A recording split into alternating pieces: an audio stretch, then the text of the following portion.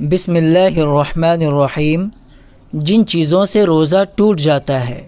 Number 1، روزے کی حالت میں دانتوں سے نکلے ہوئے خون کی 4 صورتیں ہیں۔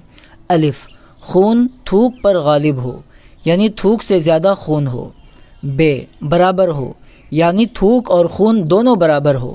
جیم، خون کا ذائقہ حلق میں محسوس ہو۔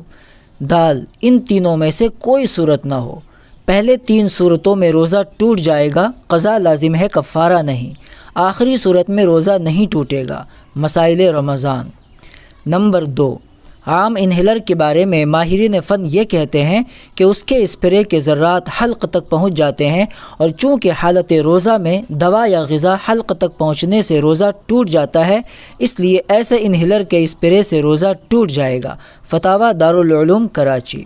نمبر 3، اگر مریض کو دی جانے والی مصنوعی آکسیجن عام ہوا میں پائی جانے والی آکسیجن پر ہی مشتمل ہو اور اس میں کسی شکل میں کوئی دوا یا مادی چیز بالکل شامل نہ ہو تو اس سے روزہ فاسد نہیں ہوگا، اور اگر اس میں کسی بھی شکل میں کوئی دوا یا مادی چیز شامل ہو تو روزہ فاسد ہو جائے گا، یعنی روزہ ٹوٹ جائے گا۔ فتاوی دارالعلوم کراچی۔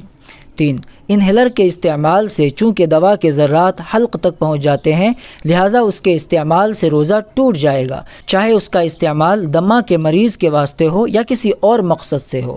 البتہ اگر روزے کی حالت میں دمہ کے مرض کی وجہ سے انہیلر کا استعمال کرنا پڑ جائے تو اس کی وجہ سے صرف قضا لازم ہوگی، کفارہ واجب نہیں ہوگا۔ واضح رہے کہ بھاپ خود پانی ہے، لہٰذا روزے کی حالت میں بھاپ خود بذریعہ ناک لی جائے یا بذریعہ منہ، دونوں صورتوں میں اگر پانی حلق تک پہنچ گیا تو روزہ فاسد ہو جائے گا۔ فتاوی دارالعلوم کراچی۔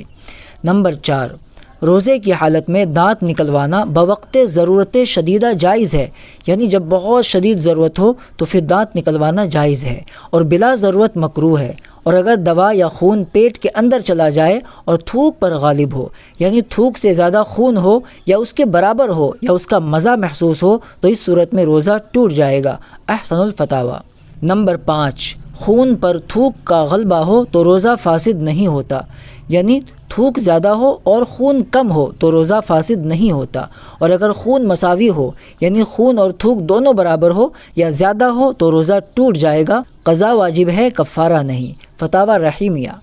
نمبر 6، سفر کی وجہ سے افطار کرنا جائز ہے، لیکن اگر روزہ رکھ لے تو زیادہ بہتر ہے۔ کتاب الفتاوی۔ نمبر 7، روزے کی حالت میں کسی شخص کو بھول کر کھاتے پیتے ہوئے دیکھے اور اس کو علم ہو کہ یہ شخص بھول کر روزے کی حالت میں کھا پی رہا ہے، تو اگر وہ شخص ضعیف اور کمزور ہے تو اگر اس کو یاد نہ دلائے جائے تو اس کی گنجائش ہے، لیکن اگر ضعیف یا کمزور نہ ہو تو اس کو یاد کروانا چاہیے۔ فتاوی عباد الرحمن۔ نمبر 8، وہ چیزیں جو نہ غذا کے طور پر استعمال ہوتی ہیں نہ دوا کے طور پر، مثلاً پتھر، لکڑی وغیرہ، ان کو نگلنے کی صورت میں روزہ ٹوٹ جائے گا۔ ان صورتوں میں صرف قضا ہے، کفارہ نہیں۔ فتاوی عباد الرحمن۔ نمبر 9، اگر بتی کا دھواں منہ یا ناک میں نہ لیا جائے بلکہ دور رکھا جائے، اور اگر بلا ارادہ دھواں منہ میں یا ناک میں داخل ہو جائے تو اس سے روزہ نہیں ٹوٹے گا، لیکن اگر قصداً یعنی جان بوجھ کر دھواں ناک سے کھینچا جائے تو اس سے روزہ ٹوٹ جائے گا۔ فتاوی محمودیہ۔ نمبر 10، روزے دار کے لیے غسل کرتے ہوئے غرغرہ یعنی حلق تک پانی پہنچانا اور ناک کے نرم حصے تک پانی پہنچانے کا حکم نہیں ہے، کیونکہ روزہ ٹوٹنے کا اندیشہ ہے۔ فتاوی رحیمیہ۔ جن چیزوں سے روزہ ٹوٹ جاتا ہے اور قضا واجب ہوتا ہے مگر کفارہ واجب نہیں ہوتا۔ نمبر 1، قصداً منہ بھر قے کرنا۔ نمبر 2، کلی کرتے ہوئے حلق میں پانی چلا جانا۔ نمبر 3، عورت کو چھونے وغیرہ سے انزال ہو جانا۔ نمبر 4، کوئی ایسی چیز نگل جانا جو عادتاً کھائی نہیں جاتی، جیسے لکڑی، لوہا، کچا گیہوں کا دانہ وغیرہ۔ نمبر 5، لوبان یا عود وغیرہ کا دھواں قصداً ناک یا حلق میں پہنچانا، یعنی لوبان یا عود وغیرہ کا دھواں جان بوجھ کر ناک یا حلق میں پہنچانا۔ بیڑی، سگریٹ، حقہ پینا اسی حکم میں ہے۔ نمبر 6، بھول کر کھا پی لیا اور یہ خیال کیا کہ اس سے روزہ ٹوٹ گیا ہوگا، پھر قصداً کھا پی لیا، پھر اس کے بعد جان بوجھ کر کھا پی لیا۔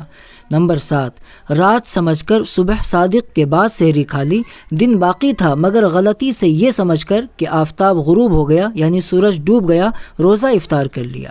احکام رمضان المبارک و مسائل زکوٰۃ، مفتی محمد شفیع صاحب رحمۃ اللہ علیہ۔ نمبر 8، کلی کرتے وقت غلطی سے حلق میں پانی چلا گیا اور روزہ یاد تھا تو روزہ ٹوٹ گیا، قضا واجب ہے، کفارہ واجب نہیں۔ بہشتی زیور، صفحہ نمبر 181۔